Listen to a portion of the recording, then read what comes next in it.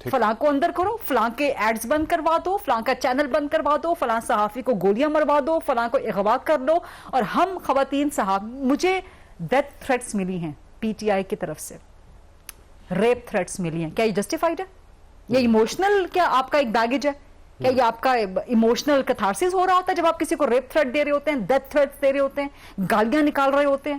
کیا یہ تہذیب ہے ہماری کہ آپ اپنے گھر میں اپنی بیوی کے ساتھ، اپنی بیٹی کے ساتھ، اپنی ماں کے ساتھ، اپنی بہن کے ساتھ یہ گفتگو کرتے ہیں کہ تینوں نوٹ وکھاتے تیرا موڈ بڑھے گا؟ معذرت کے ساتھ، مجھے نہیں پتا آپ کیا ایڈٹ کریں گے یا آپ چلائیں گے، مجھے شرمندگی ہو رہی ہے یہ الفاظ استعمال کرتے ہوئے، یہ ریٹریٹ کرتے ہوئے الفاظ. مسئلہ یہ ہے کہ اگر علی امین گنڈا پور صاحب کی تقریر چل سکتی ہیں تو یہ بھی چل سکتا ہے. سمپل سی بات ہے. اگر ان کے خطاب چل رہے ہیں نا تو یہ بھی چل رہا ہے. ان کی اخلاقیات کا تقاضا ہے، یہ ان کی تہذیب کا تقاضا ہے، ان کی اقدار، یہ پشتون اقدار نہیں ہے جو انہوں نے کل ڈسپلے کی ہیں. لیکن میری تہذیب، میری اخلاقیات شرمندہ ہوتی ہیں کہ اگر میں ان کا یہ کال دہرا بھی رہی ہوں. وریدہ صاحب آپ یہ فرمائیے گا کہ ظاہر ہے اب مجھے سمجھ نہیں آ رہی کہ کن کن خواتین کے بارے میں کیا کیا انہوں نے فرمایا، لیکن میرا خیال یہ سارا سلسلہ کہیں نہ کہیں روکنا چاہیے. ویسے یہ تو ہم بہت سالوں سے کہہ رہے ہیں. 2014 جب سے پاکستان تحریک انصاف کو ایک کاسمیٹک ان آرگینک عروج ملا، بنا بنایا پلیٹ میں رکھ کے دیا گیا، کس کے کندھوں پر بیٹھ کے آئے ہم سب جانتے ہیں. ہم نے کوریج کر رکھی ہے اس دھرنے کی، گرفتار ہوئے ہیں کیا کیا چیزیں ہو رہی تھیں. معذرت کے ساتھ گرفتار ہوئے ہیں کندھے جو ہے نا اس وقت کورٹ مارشل شروع چلیے ہو آپ ایسے کورٹ مارشل ہوئے ہوئے کندھے، میرا خیال ہے کہ یہ بہتر ہے جہاں سے بیج پھول وغیرہ سب اتارے جا رہے ہیں، جن بیجز جن پھولوں کے ایما پر جو ہے کیا کیا کچھ نہیں کیا گیا. اینیوے بات لمبی ہو جائے گی. جو بیرسٹر گوہر صاحب نے کہا، اور معذرت کے ساتھ مجھے بہت احترام ہے پی ٹی آئی کا کیونکہ میں ایک صحافی ہوں، یہ میرا فرض ہے. ان میں سینٹر ہمایوں محمد صاحب بھی شامل ہیں. یہ یا پی ٹی آئی میرا احترام نہیں کرتے، وہ ایک الگ بات ہے، وہ ان کا اپنا ظرف ہے. لیکن جو بات کی جا رہی ہے کہ جی جو بیرسٹر گوہر نے بھی کی، جی خیر مشروط معافی مانگتے ہیں، لیکن بٹ اف اگر مگر وہ چند صحافی تھے، عذر گناہ بدتر از گناہ. آپ نے ایک تو بات کر دی، اور جو لغو، معذرت کے ساتھ میں یہ الفاظ استعمال کر سکتی ہوں، جو لچر بازاری اور جو تھڑے پہ استعمال ہونے والی گفتگو، کیا یہ سوٹ کرتا ہے ایک اسٹیٹس مین کو، ایک پولیٹیشین کو، ایک سیاسی رہنما کو، ایک بڑے صوبے کے چیف منسٹر کو؟ یہ نہیں. اس سے پہلے بھی خود بذات خود عمران خان بھی اس قسم کی گفتگو کر چکے ہیں. اب انہوں نے کہا جی ایک خاتون صحافی، اور آگے جو جملہ استعمال کیا، یہ جاوید چودھری صاحب، یہ لاہور میں جو بڑے لغو قسم کے سٹیج ڈرامے ہوتے ہیں نا، یہ وہاں پر اس زبان استعمال کی جاتی ہے. پتہ نہیں کہاں سے یہ تربیت آئی ہے. اور پھر ابھی بھی آپ دیکھیں، نہ کوئی مذمت ہے، نہ کوئی معافی ہے، اس کو ایموشنل اور پتہ نہیں کیا کچھ ریپ اپ کر کے اس کو ایک پریزنٹیبل چیز بنائی جا رہی ہے. ظلم ہو رہا ہے ہمارے ساتھ اس لیے. جی درست. تو ہم ٹھیک ہے بھائی، آپ کو ایک صحافی کی خبر سے اختلاف ہو سکتا ہے، آپ کو تجزیے سے اختلاف ہو سکتا ہے، آپ کو گالی کا حق کس نے دیا ہے؟ آپ کو گولی مارنے کا حق کس نے دیا ہے؟ آپ کو اگر لگتا ہے that's a very big if کہ کسی کی فیک نیوز ہے، عدالت لے جائیں. عدالت چلیں. اب تو قوانین بن گئے ہوں، اب تو تمام قوانین بن گئے ہیں.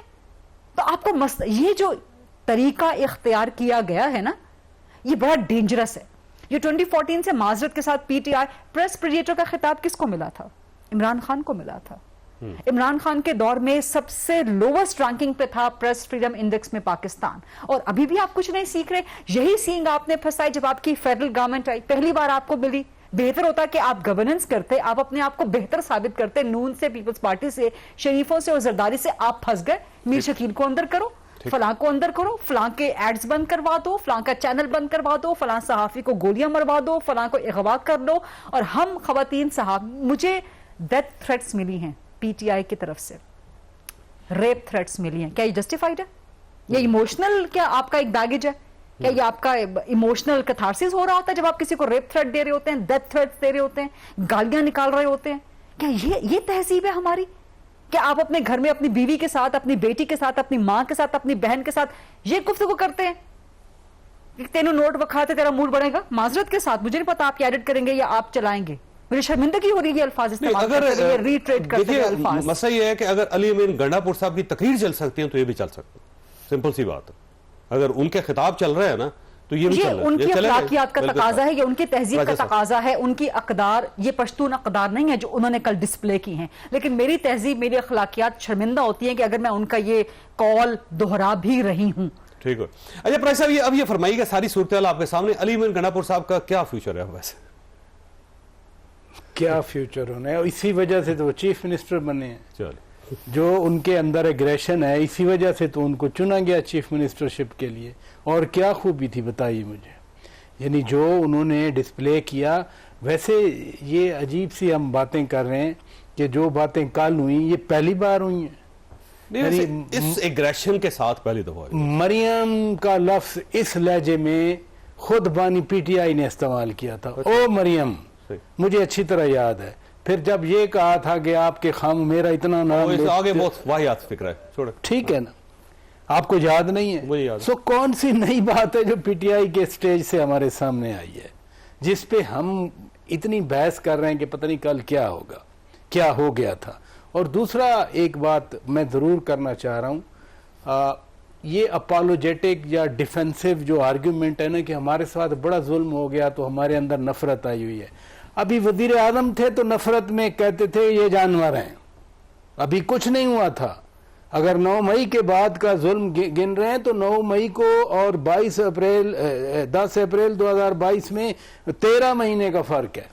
تو 13 مہینے کون سا ایسا ظلم ہوا تھا جس کی وجہ سے صادق میر جعفر میر صادق کہا گیا، جس وجہ سے جانور کہا گیا کہ نیوٹرل تو جانور ہوتا ہے، وہ ایٹم بم مار دیں گے. اور پراچا صاحب حکومت میں ہوتے ہوئے کون سا ظلم تھا جب آپ میڈیا کے خلاف میں یہی تو بات کر رہا ہوں آپ کے سامنے کہ کم از کم بیسیکلی آپ کا خیال یہ کہ مائنڈ سیٹ ہے، یہ نہیں اس کا تعلق اپوزیشن یا گورنمنٹ کے ساتھ ہے، جیل یا باہر نہیں. میں اپوزیشن یا گورنمنٹ سے ہٹ کے جس ناز و انداز سے پروان چڑھایا گیا، جس طرح سے تربیت کی گئی کہ مخالفین کو آپ نے اتنا اگریسو ہو کے میں ڈاکٹر صاحب کی بات نہیں کر رہا، میں پبلکلی آن ریکارڈ کہہ رہا ہوں کہ ڈاکٹر صاحب اچھی ڈیسنٹ گفتگو کرتے ہیں، لیکن جب کابینہ کا اجلاس ہوتا تھا یا کور کمیٹی بیٹھتی تھی وزیر اعظم ہاؤس میں تو جو بیچارہ ذرا اگریسو نہیں ہوتا تھا، گالی گلوچ نہیں اپناتا تھا، اس کی بات پرس ہوتی تھی کہ تم کیوں اتنے نیچے لگے ہوئے ہو. یہ خود ہی آ کے ہمیں بتاتے تھے. ادھر سے اٹھ کے آتے تھے کچھ لوگ، کہتے تھے کہ یار اگر ہم آرام سے بولیں گے تو ہماری کل کھچائی ہوگی. تو جس طریقے سے وہ تربیت کی گئی، وہ پروان چڑھایا گیا، اور ذہن سے نہیں نکل رہی وہ ایروگنس. ٹھیک ہو نہیں صاحب، آپ کی طرف آنا ہے. یہ فرمائیے سر، یہ جو جلسہ پاکستان تحریک انصاف کو ایک موقع ملا تھا اور میرا خیال تھا ایک سپیس تھی، اس سپیس کو فل کر سکتے تھے، لیکن یہ جلسہ ان کے لیے الٹا ثابت ہوا.